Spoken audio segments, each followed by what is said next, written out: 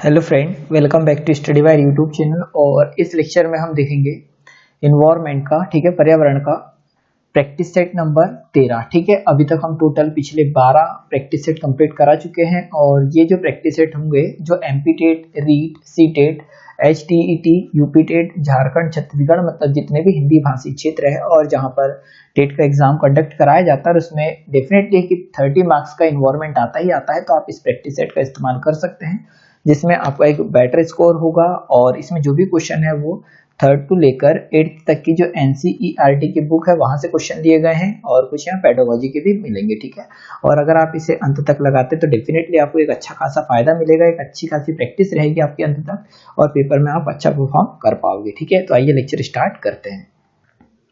सबसे पहला क्वेश्चन हो जाएगा इस प्रैक्टिस सेट का कि पर्यावरण अध्ययन की प्रकृति, ठीक है, पर्यावरण अध्ययन की प्रकृति निम्नलिखित का समर्थन नहीं करती। ठीक है, तो पर्यावरण की प्रकृति किसका समर्थन नहीं करती वो हमें बताना है।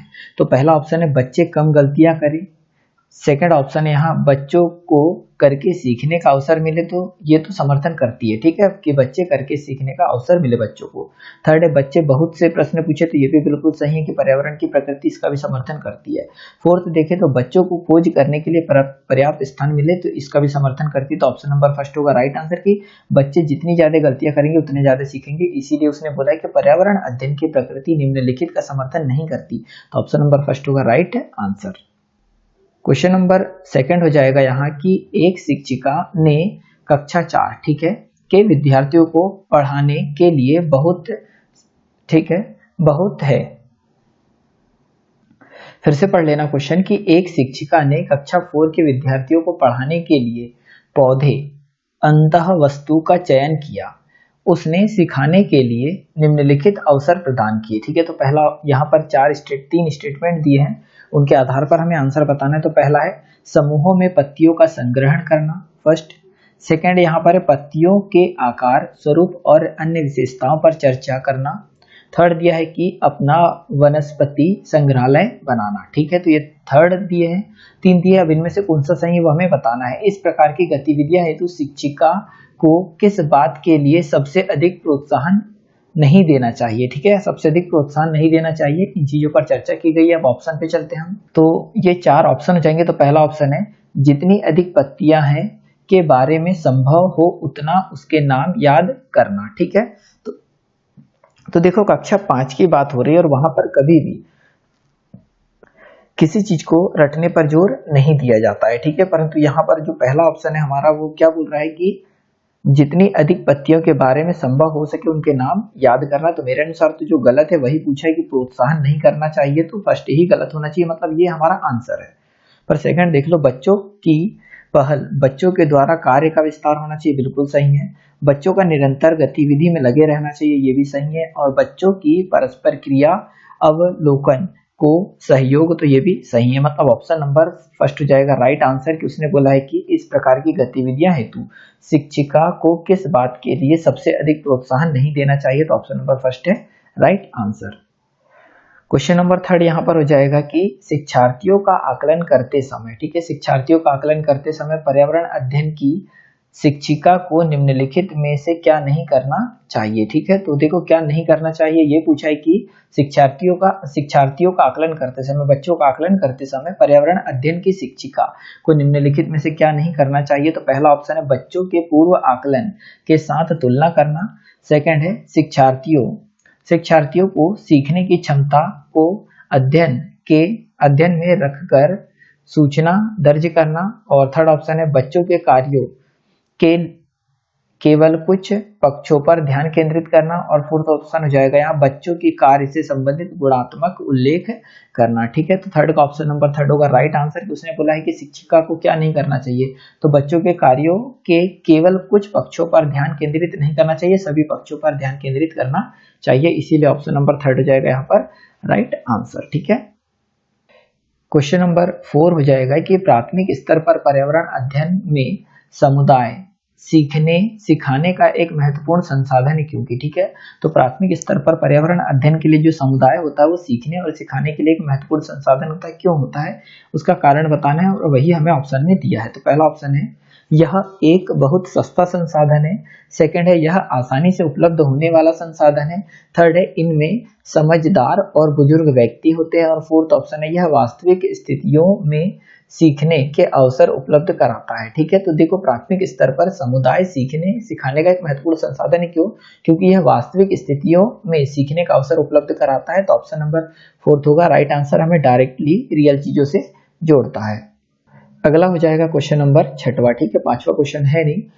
गुरप्रीत पहली बार, ठीक है, पांचवा क्वेश्चन टाइपिस्ट नहीं डाल पाए हैं तो कोई बात नहीं, छठवा देखते हैं। गुरप्रीत पहली बार रेलगाड़ी से नई दिल्ली से चेन्नई गया। ठीक है, जो गुरप्रीत है नई दिल्ली से कहाँ गया? चेन्नई गया। अपनी रेल की यात्रा में उसकी गाड़ी के द्वारा निम्नलिखित में से किस नदी को पार करने की संभावना नहीं है? तो देखो सबसे पहले तो आपको इंडिया का मैप पता होना चाहिए। इस प्रकार से मैप हो जाएगा इंडिया का। ठीक है, इस प्रकार से मैप हो जाएगा। और यहाँ पर अगर हम देखें कुछ इस प्रकार से, ठीक है, तो कहाँ से जाना है गुरप्रीत को? रेलगाड़ी से दिल्ली से चेन्नई जाना है। तो दिल्ली है यहाँ पर और दिल्ली से चेन्नई जाना है, मतलब यहाँ पर हो जाएगा चेन्नई। क्लियर है यहाँ पर? तो देखो जो गंगा नदी, यहाँ पर गोदावरी नदी है तो गोदावरी यहाँ पर टच होगी समथिंग समथिंग। ठीक है, यहाँ पर से निकलते हुए ये उड़ीसा में इधर चली जाएगी गोदावरी। और गंगा, गंगा निकलती है यहाँ से गंगोत्री से और इस प्रकार जाते हुए यहाँ पर मिल जाएगी। मतलब कहीं भी गंगा नदी टच नहीं होगी कौन को? गुरप्रीत को, जब वह दिल्ली से चेन्नई जा रहा है। ठीक है, तो ऑप्शन नंबर सेकंड है यहाँ पर राइट आंसर। क्वेश्चन नंबर सातवां हो जाएगा कि हमारे देश में निम्नलिखित स्थानों में से कौन सा ठंडा रेगिस्तान है? ठीक है, एक अच्छा क्वेश्चन है कि भारत में एक ऐसा कौन सा स्थान है जो ठंडा रेगिस्तान के नाम से जाना जाता है। ऐसा ही कुछ क्वेश्चन पूछा गया है।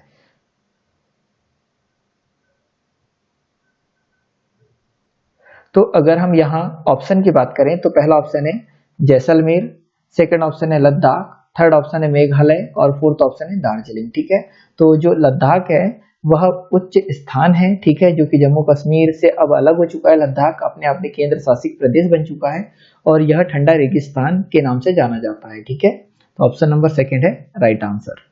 अगला क्वेश्चन हो जाएगा क्वेश्चन नंबर आठवां। ठीक है, कि कक्षा 5 की पर्यावरण अध्ययन की पाठ्य पुस्तक का एक पाठ उसी से ठंडा उसी से गर्म। ठीक है, एक कक्षा 5 का एक चैप्टर है उसी से ठंडा उसी से गर्म, डॉक्टर जाकिर हुसैन द्वारा लिखी गई एक कहानी है। ठीक है, मतलब उसी से ठंडा उसी से गर्म एक डॉक्टर जाकिर हुसैन द्वारा लिखी गई कहानी है। उन्होंने बच्चों के लिए ऐसी कई कहानियां लिखी है। उनकी मृत्यु के समय वो क्या थे, ऐसा कुछ पूछा। ठीक है, उनके मृत्यु के समय हुए थे, मतलब क्या थे ये पूछा। कौन?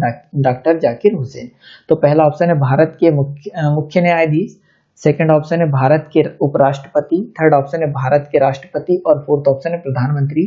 तो ऑप्शन नंबर यहाँ पर थर्ड हो जाएगा राइट आंसर की वह उस टाइम क्या थे? तो भारत के राष्ट्रपति थे, राष्ट्रपिता थे। ठीक है, और ये बने थे कब? ये भी अगर आप डेट याद रख सको तो बहुत अच्छी बात है कि 13 मई। ठीक है, 13 मई 1967 से 13 मई 1967 से बने थे 3 मई तक। ठीक है, 3 मई को उनकी मृत्यु हो जाती है। ठीक है, राष्ट्रपति भवन में ही 1969 को। तो ये आपको याद रखना कि 13 मई 1967 को डॉक्टर जाकिर हुसैन राष्ट्रपति बने थे और इनकी मृत्यु हो जाती है कहाँ पर? तो राष्ट्रपति भवन में ही 3 मई 1969 को। अगला क्वेश्चन है क्वेश्चन नंबर 9 कि खाद्य संरक्षण के लिए निम्नलिखित में से कौन सा जोड़ा ठीक नहीं है? तो यहाँ खाद्य संरक्षण दिया है, मतलब लंबे समय तक रखना है उसे, और इनमें से कौन सा जोड़ा ठीक नहीं है वह हमें आंसर बताना है। तो पहला ऑप्शन है आलू चिप्स, सेकंड है दूध पनीर, थर्ड ऑप्शन है सेब और जैम, फोर्थ ऑप्शन है कच्चा आम और अचार। तो आप देखेंगे आलू और चिप्स को हम सालों तक रख सकते हैं, सेब के जैम को भी सालों तक रख सकते हैं, और यहाँ अगर हम देखें तो कच्चा आम और अचार को भी सालों तक रखा जा सकता है, पर दूध और पनीर को सालों तक रखा नहीं जा सकता। और हमसे क्वेश्चन में पूछा गया है कि खाद्य संरक्षण के निम्नलिखित में से कौन सा जोड़ा ठीक नहीं है? तो ऑप्शन नंबर सेकंड हो जाएगा राइट आंसर।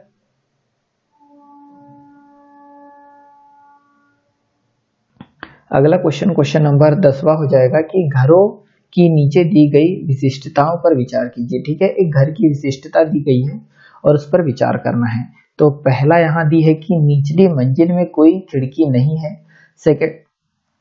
सेकंड है पेड़ के तनों की लकड़ी से बनी ढालू छतें, थर्ड दिया है कि पत्थर के खंभों पर जमीन से लगभग 10 से 12 फुट ऊंचाई पर बने घर, और फोर्थ है यहाँ पर डी कि पत्थर गारा और चूने की मिट्टी बनी मोटी दीवारें फोर्थ है लकड़ी के फर्श, ठीक है। और अब यहाँ देखो पूछा क्या गया है कि लेह और लद्दाख के घरों में ऊपर दी गई कौन सी विशिष्टता अपनाई जाती है, ठीक है।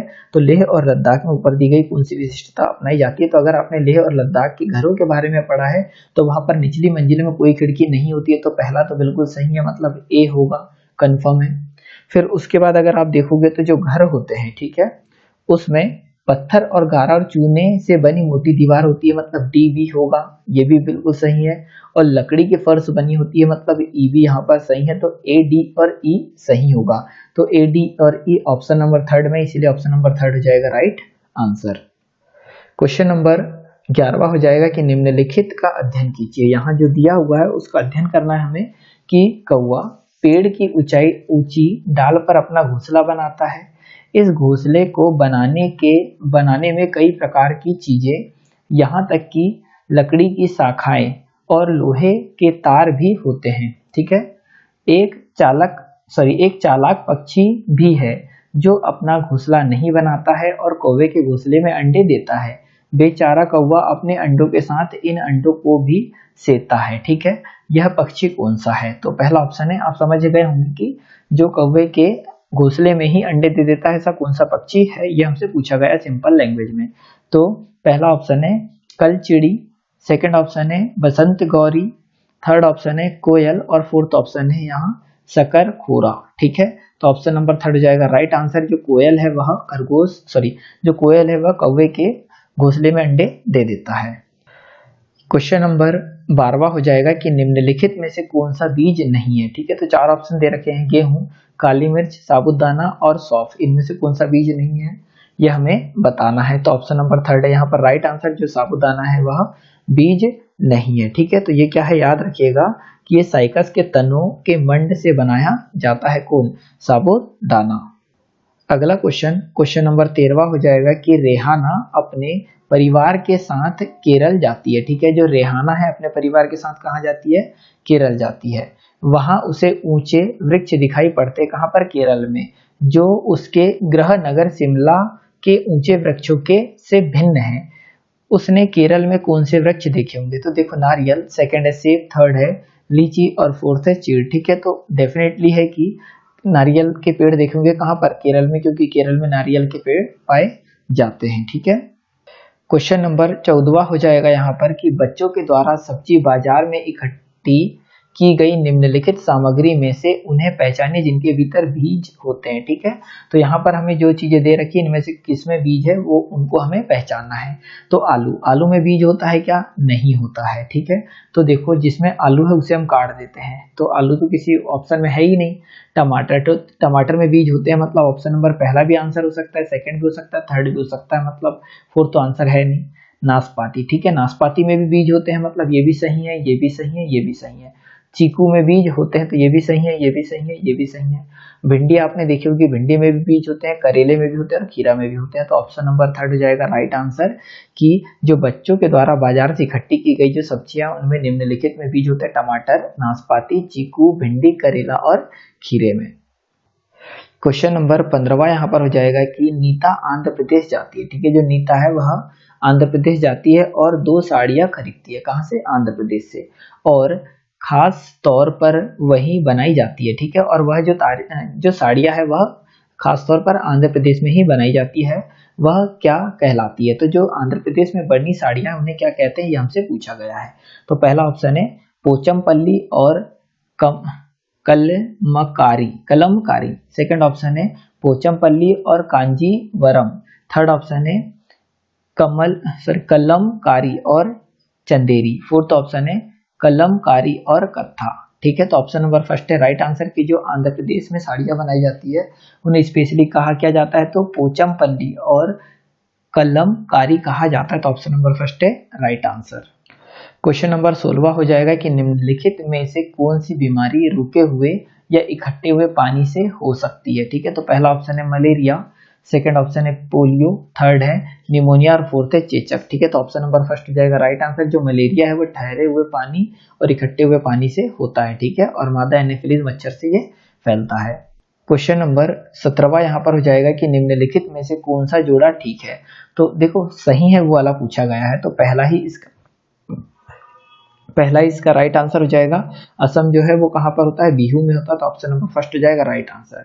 पर अगर हम भरतनाट्यम की बात करें तो यहाँ ये कहाँ पर होता है, तो भरतनाट्यम तमिलनाडु में प्रचलित है, ठीक है, तमिलनाडु में प्रचलित है भरतनाट्यम। लावणी की अगर बात करें तो ये महाराष्ट्र में होता है, और कथक की बात करें तो ये उत्तर प्रदेश में होता है, ठीक है। तो यहाँ पर ये तीन तो गलत हो गए, कौन सा सही है वो पूछा था, इसीलिए ऑप्शन नंबर फर्स्ट होगा राइट आंसर। क्वेश्चन नंबर 18वां यहाँ पर हो जाएगा कि एस्किमो अपने घर, ठीक है, एस्किमो अपने घर इग्लू, जिसे हम इग्लू कहते हैं ना, या इग्लू का निर्माण बर्फ से करते हैं, इसका क्या कारण है। तो जो एस्किमो जनजाति होती है वो अपना घर बर्फ से बनाते हैं, इसका क्या कारण है, ये हमसे पूछा गया है। तो पहला ऑप्शन है बर्फ ठंडी हवा और पानी को अंदर नहीं आने देती, तो ये तो गलत है, ऐसा तो होता ही नहीं है। सेकंड है बर्फ की दीवारों में मौजूद हवा अंदर की गर्मी को बाहर जाने से रोकती है, तो ये बिल्कुल सही है। थर्ड और देख लेते हैं, बर्फ मुक्त में मिलती है, तो गलत है ना, ध्रुवीय क्षेत्रों में केवल बर्फ ही उपलब्ध होता है, तो ये भी गलत है, ऑप्शन नंबर सेकंड हो जाएगा यहाँ पर राइट आंसर की बर्फ की दीवारों के बीच मौजूद हवा अंदर की गर्मी को बाहर जाने से रोकती है, इसीलिए इग्लू जनजाति के लोग बर्फ के घर बनाते हैं। क्वेश्चन नंबर 19वां यहाँ पर हो जाएगा कि निम्नलिखित में से कौन सी विशेषता बरगद के पेड़ की जड़ों की नहीं है, ठीक है, मतलब निम्नलिखित में से कौन सी विशेषता बरगद के पेड़ की जड़ों की नहीं है। आई होप आपने इसका पेड़ जरूर देखा होगा बरगद का। पहला ऑप्शन है जड़ें शाखाओं से नीचे लटकती है, तो ये तो बिल्कुल सही है। सेकंड है इसमें जमीन के भीतर जड़ें होती है, ये भी सही है। थर्ड है कि जड़ें भोजन का भंडारण करती है, इसमें थोड़ा डाउट है ना। फोर्थ देखते हैं जड़ें खंभों की तरह पेड़ की सहायता प्रदान करती है, तो ये भी सही है। तो उसने क्या बोला है कि बरगद के पेड़ की जड़ें की नहीं है, मतलब कौन सी विशेषता बरगद के पेड़ की जड़ें की नहीं है, तो ऑप्शन नंबर थर्ड है राइट आंसर की भोजन का भंडारण करती है, और ये विशेषता बरगद के पेड़ की नहीं है, तो ऑप्शन नंबर थर्ड है राइट आंसर। क्वेश्चन नंबर 20वां यहाँ पर हो जाएगा कि एक नवनियुक्त पर्यावरण अध्ययन के शिक्षक, ठीक है, मतलब जो नए नए नियुक्त हुए हैं पर्यावरण अध्ययन के शिक्षक के रूप में पढ़ाने से पहले आपकी सबसे पहली प्राथमिकता होगी। तो पहला ऑप्शन है कक्षा में धीमी गति से सीखने वाले विद्यार्थियों की पहचान करना। सेकंड ऑप्शन यहाँ है विद्यार्थियों के लिए पाठ अनुसार विस्तृत नोट्स तैयार करना। थर्ड हो जाएगा विद्यार्थियों का समाज सांस्कृतिक प्रोफाइल विवरण तैयार करना, और फोर्थ हो जाएगा पहले से पाठ योजना तैयार करना, ठीक है। तो ऑप्शन नंबर थर्ड है यहाँ पर राइट आंसर के शिक्षार्थियों का समाज सांस्कृतिक प्रोफाइल विवरण तैयार करना, ऑप्शन नंबर थर्ड होगा यहाँ पर राइट आंसर, ठीक है। अगला क्वेश्चन नंबर 21वां हो जाएगा कि कविताएं और कहानियां पर्यावरण अध्ययन की अंतर वस्तु को पढ़ाने में प्रभावशाली है, ठीक है, मतलब हम कविताएं और कहानियां क्या करते हैं पर्यावरण अध्ययन में शामिल किया जाता है, और यह प्रभावशाली भी है। ऐसा इसलिए है क्योंकि कविताएं और कहानियां, ठीक है, पहला ऑप्शन है बच्चों के परिवेश का चरित्र चित्रण कर सकती है, ठीक है, 21वां, तो ये बिल्कुल सही है, कर सकती है। सेकंड है संदर्भित, ठीक है, संदर्भित अधिगम परिवेश प्रदान कर सकती है, ये भी सही है। और थर्ड अगर हम देखते हैं यहाँ पर कि विभिन्न अमूर्त अवधारणाओं की प्रभावशाली तरीके से व्याख्या कर सकती है, तो ऐसा अमूर्त की तो नहीं कर सकती है ना, तो ये तो गलत हो जाएगा। फोर्थ देखते हैं यहाँ पर कि सृजनात्मकता एवं सौंदर्य बोध का पोषण कर सकती है, तो ये भी हो जाएगा सही, मतलब पहला दूसरा और चौथा सही है, मतलब ऑप्शन नंबर फर्स्ट हो जाएगा यहाँ राइट आंसर। चाहो तो आप अदर ऑप्शन भी देख लो, ये इस प्रकार से दिए हैं, ठीक है। क्वेश्चन नंबर 22वां यहाँ पर हो जाएगा कि कक्षा 5, ठीक है, 5वीं कक्षा की शिक्षिका के रूप में आप ईंधन के संरक्षण उपकरण को पढ़ाने के लिए निम्नलिखित में से किस संसाधन के उपयोग को सर्वश्रेष्ठ पाते हैं, ठीक है, मतलब 5वीं कक्षा की शिक्षिका है या आप शिक्षक है, और ईंधन के संरक्षण के उपकरण को पढ़ाने के लिए कौन से संसाधन का यूज आप सबसे पहले करेंगे। तो पहला ऑप्शन है संदर्भ पुस्तकें, सेकंड है पोस्टर, थर्ड ऑप्शन हो जाएगा समाचार पत्र, और फोर्थ ऑप्शन है यहाँ पर पाठ्य पुस्तक, ठीक है। तो ऑप्शन नंबर थर्ड है यहाँ पर राइट आंसर की समाचार पत्र का यूज करेंगे, क्योंकि आज हाल ही के दिनों में जो चीजें घटनाएं घट रही है, जो कि ईंधन संरक्षण के कारण जो प्रदूषण फैल रहा है, ये सारी चीजें हमें डे टू डे जो अपडेट मिलेगा वो समाचार पत्र में मिलेगा, जिससे बच्चे की एक हैबिट भी बनेगी, ठीक है, इसीलिए ऑप्शन नंबर थर्ड यहाँ पर हो जाएगा राइट आंसर।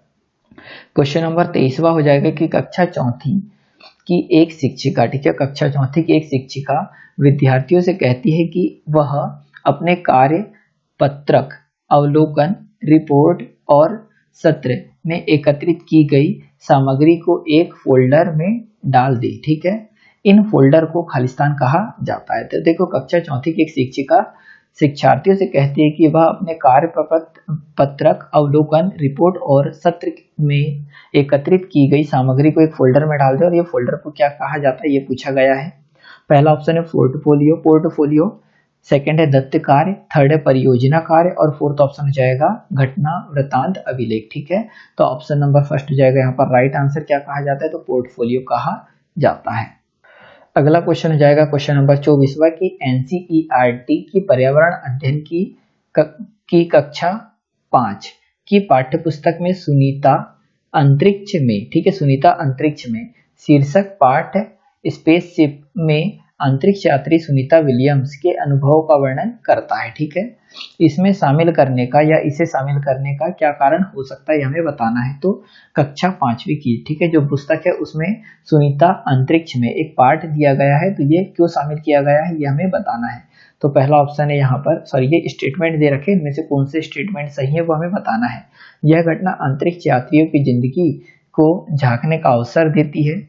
सेकेंड है, यह घटना स्पेसशिप में भौतिक स्थितियों का वर्णन करती है। थर्ड है, यह घटना स्त्री पुरुष लिंग रूढ़िवादिता को चुनौती देती है। और फोर्थ है, यह घटना गुरुत्वाकर्षण की अवधारणा को समझाने में मदद करती है। तो ऑप्शन नंबर डी यहाँ पर राइट आंसर है कि जो सुनीता विलियम्स का चैप्टर दे रखा है सुनीता अंतरिक्ष में, यह गुरुत्वाकर्षण की अवधारणा को समझाने में मदद करती है, मतलब केवल फोर्थ होगा राइट आंसर, मतलब ऑप्शन नंबर फर्स्ट है राइट आंसर। अगला हो जाएगा क्वेश्चन नंबर 25वां की पर्यावरण अध्ययन की एक शिक्षिका निम्नलिखित कारणों से अपनी कक्षा प्रारंभ कुछ मुख्य प्रश्न पूछते हुए करती है। मतलब हम ये बोल सकते हैं कि पर्यावरण अध्ययन की एक शिक्षिका है, वो कोई भी चीज अगर पढ़ाती है तो मुख्य प्रश्न पूछते हुए करती है। मतलब पहले मुख्य प्रश्न या मौखिक प्रश्न पूछते हुए करती है। सबसे कम प्राथमिकता वाला कारण कौन सा है उसे चुनिए। तो पहला ऑप्शन यहाँ दे रखा है कि शिक्षिका का चिंतन उद्दीप्त किया जा सकता है। सेकंड ऑप्शन है प्रश्न शिक्षार्थियों में उत्सुकता लाते हैं। थर्ड ऑप्शन है प्रश्न उपकरण को संदर्भ परक बनाने में मदद करते हैं। और फोर्थ ऑप्शन है शिक्षार्थियों का चिंतन सीमित किया जा सकता है। ठीक है, तो ऑप्शन नंबर फोर्थ हो जाएगा यहाँ पर राइट आंसर है शिक्षार्थियों का चिंतन सीमित किया जा सकता है कि उन्हें क्या सोचना है। ठीक है, क्वेश्चन नंबर 26वां हो जाएगा कि किसी क्रियाकलाप के लिए समूह बनाते हुए सामाजिक अध्ययन के शिक्षक को चाहिए कि वह, ठीक है, मतलब किसी क्रियाकलाप को कराना है और उसे समूह बनाते समय सामाजिक अध्ययन के शिक्षक को क्या चाहिए। तो पहला ऑप्शन हो जाएगा सुनिश्चित करे कि लड़के लड़कियां के समूह अलग अलग हो, तो ये तो बिल्कुल गलत हो जाएगा यहाँ पर। ठीक है, सेकंड बोला है कि उनके आंकड़ों के अनुसार समूह बनाएं। थर्ड है केवल 2 समूह बनाएं और प्रत्येक में बहुत से विद्यार्थी हो। और फोर्थ है सभी प्रतिभाशाली की सहभागिता और सहयोग सुनिश्चित करें। तो ऑप्शन नंबर फोर्थ है यहाँ पर राइट आंसर कि किसी क्रियाकलाप के लिए समूह बनाते हुए सामाजिक अध्ययन के शिक्षक को चाहिए कि सभी प्रतिभागियों की सहभागिता और सहयोग सुनिश्चित करें।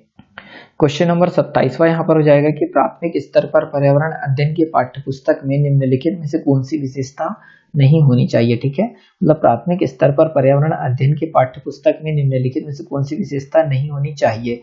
तो फर्स्ट दे रखा है यह शिक्षार्थियों की वैविध्यपूर्ण पृष्ठभूमि की जरूरतों को पूरा करती है।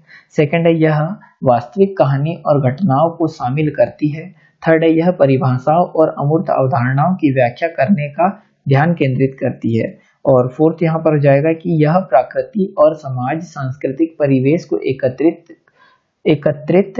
तरीके से प्रस्तुत करती है। तो हमें क्वेश्चन क्या बोला एक बार और देख लो कि प्राथमिक स्तर पर पर्यावरण अध्ययन की पाठ्य पुस्तकों में निम्नलिखित में से कौन सी विशेषता नहीं है बोला है ना। तो ऑप्शन नंबर थर्ड होगा राइट आंसर की परिभाषाओं और अमूर्त अवधारणाओं की व्याख्या करने पर ध्यान केंद्रित करना। ठीक है, तो हमें कोई भी अमूर्त अवधारणाओं की व्याख्या केंद्रित नहीं करते हैं, स्पेशली जो चीजें हमें दिखती है उन्हीं की व्याख्या की जाती है। इसीलिए option number third right answer होगा कि पर्यावरण अध्ययन की पाठ्य पुस्तक में ये चीजें शामिल नहीं है।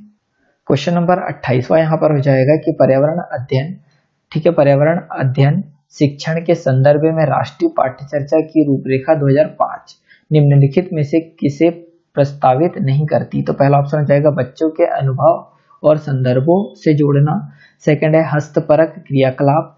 थर्ड है यहाँ तकनीकी शब्दावली से परिचित कराना। फोर्थ है यहाँ विषय अनुसार उपागम। ठीक है, तो 28वें का ऑप्शन नंबर 3 हो जाएगा राइट आंसर, तकनीकी शब्दावली से परिचित कराना। ठीक है, तो राष्ट्रीय पाठ्यचर्या की रूपरेखा पर्यावरण अध्ययन शिक्षण के संदर्भ में बच्चों के अनुभव और संदर्भ को जोड़ना, हस्तपरक क्रियाकलाप और विषय वस्तु क्रियाकलाप को प्रस्तावित करती है और विषय वस्तु उपागम का भी क्रियाकलाप करती है, परंतु क्या प्रस्तावित नहीं करती है पूछा गया, तो तकनीकी शब्दावली से परिचित कराना। क्वेश्चन नंबर 29वां यहाँ पर हो जाएगा कि प्राथमिक स्तर के शिक्षार्थियों में मानचित्र बनाने और समझने के लिए निम्नलिखित में से किन कौशल के विकास की आवश्यकता होती है। ठीक है, तो प्राथमिक स्तर पर शिक्षार्थियों के मानचित्र बनाने और समझने के लिए निम्नलिखित में से किन कौशल के विकास की आवश्यकता होती है, तो पहला ऑप्शन है स्थानों की सापेक्ष स्थिति में के समक्ष, सेकंड है स्थानों की सापेक्ष दूरी और दिशाओं की समझ, थर्ड है प्रतीकों और स्केल पैमाने की समझ, और फोर्थ ऑप्शन हो जाएगा इसके पैमाने के अनुसार स्पष्ट ड्राइविंग बनाना। ठीक है, तो ऑप्शन नंबर सेकंड है यहाँ पर राइट आंसर की स्थानों के सापेक्ष दूरी और दिशाओं की समझ। क्वेश्चन नंबर 30वां यहाँ पर हो जाएगा कि प्राथमिक कक्षाओं में पर्यावरण अध्ययन पढ़ाने के लिए निम्नलिखित में से कौन सा उद्देश्य संबंधित नहीं है, वह हमसे पूछा गया है। तो पहला ऑप्शन है विज्ञान के आधारभूत प्रत्याशियों और सिद्धांतों को रटकर याद कराना। तो देखो कभी भी कौन सा उद्देश्य नहीं है, तो पहला ही हो जाएगा राइट आंसर कि कभी भी विज्ञान और आधारभूत प्रत्याशियों के सिद्धांत को रटकर याद कराना, और जहां पर भी रटे वाली बात आती है तो वो हमेशा और हमेशा क्या होता है, गलत, और यहाँ पर संबंधित नहीं है वही पूछा, इसीलिए ऑप्शन नंबर फर्स्ट होगा राइट आंसर। ठीक है, तो इस प्रैक्टिस सेट में इतना ही। जितने भी आपके नंबर आए हैं आप कमेंट बॉक्स में जरूर कमेंट करें। अगले लेक्चर में फिर मुलाकात होगी, जब तक के लिए जय हिंद जय भारत।